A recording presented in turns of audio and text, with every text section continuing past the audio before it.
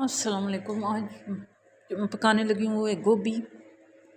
ये इसमें मैंने आलू और ये टमाटर और हरी मिर्च और प्याज और ये जो गोभी के जो फूल के नीचे नीचे जो हिस्सा होता है, जो डंडियाँ जो होती हैं उसकी, वो काट के और उसमें ऑयल डाल के ये मैं भूनने के लिए इसको रख दिया है।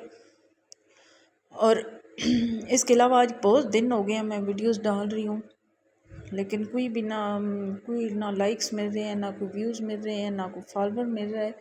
तो जो मेरी वीडियो देख रहा है तो अगर फॉलो कर लें और लाइक भी कर दें। जो मुझे फॉलो करेगा मैं उसको फॉलो बैक भी करूँगी साथ, और उनकी वीडियोस को साथ लाइक भी करूँगी। और यहाँ पे इसमें मैंने ये सुर्ख मिर्च, नमक और हल्दी डाल के इसको जो है वो भून रही हूँ।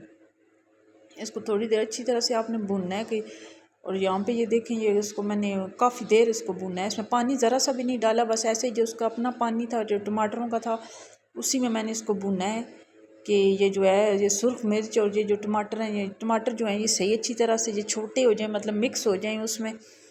और ये देखें ये हमारा भुनने हो गया है ये सही अच्छी तरह से। ये देखें आप, अब ये इस टाइम पे इसमें जो बाकी जो गोभी के जो ऊपर वाला हिस्सा है, जो फूल होते हैं उसके, वो उसमें डालेंगे।